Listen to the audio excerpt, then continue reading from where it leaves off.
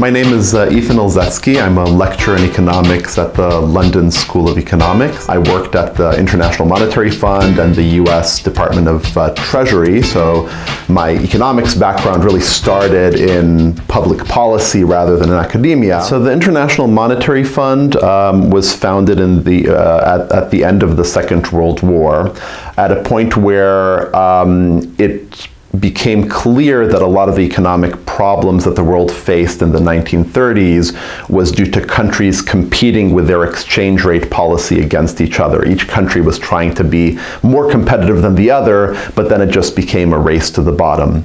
And the founders, one of which was John Maynard Keynes, the famous Cambridge economist, who thought that it would be better to have an institution that sort of formalized the international economic relations across countries. So it's really a kind of, has become over time a club of countries, which essentially almost all countries in the world participate in, and it really helps to see when there are imbalances across countries. It comes in aids countries, like Greece or Hungary in the recent crisis that faced financial troubles, and tries to aid them to get through these periods. And also it gives economic advice to governments. My main specialization has been on fiscal policy, which means to study the effects of government spending policy and tax policy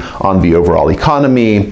The type of questions we try to answer in this field is whether, say, an economic stimulus, like, say, the Obama administration did in 2009, is good policy and how it affects the economy, versus, say, an austerity type policy that the UK engaged in around the same period.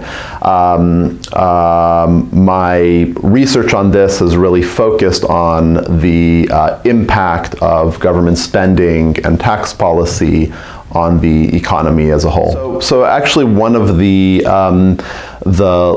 my lines of research really had emphasized these differences across country, and rather seeing this as austerity good, austerity bad, stimulus good, stimulus bad. Really tried to understand which context does austerity work, which context does fiscal stimulus work, and indeed we found that there are differences across countries. For example, that an economic stimulus seems to be effective in high-income countries, but not so much in developing countries. So that's kind of one example. Or that an attempt to do fiscal stimulus at very high debt levels is less effective than when it's at lower debt levels. I think that public debt could be dangerous in some contexts and can be a necessary thing in other contexts. In a few of the high-income countries, particularly those that have a central bank of their own, we haven't seen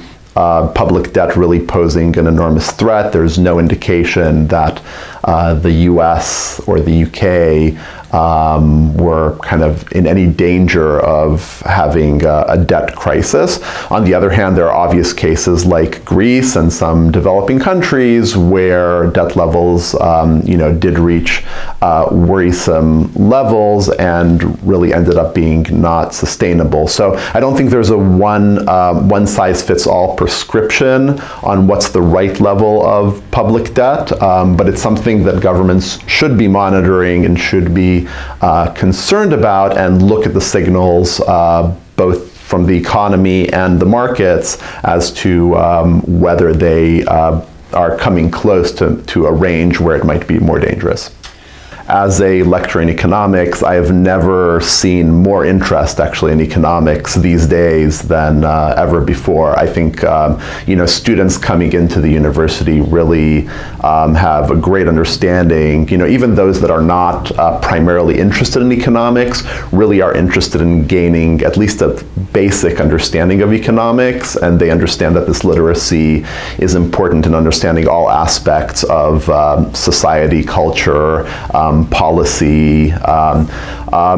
On the other hand, I am a little concerned about the level of economic and financial literacy in the general public. I feel that, people seem to be happy with one-line slogans that maybe come from the media or from social media, rather than trying to understand the complexity of these issues. And I understand that people are busy and they don't have time for this, but I think people would all benefit and society would benefit from a little more financial and economic literacy.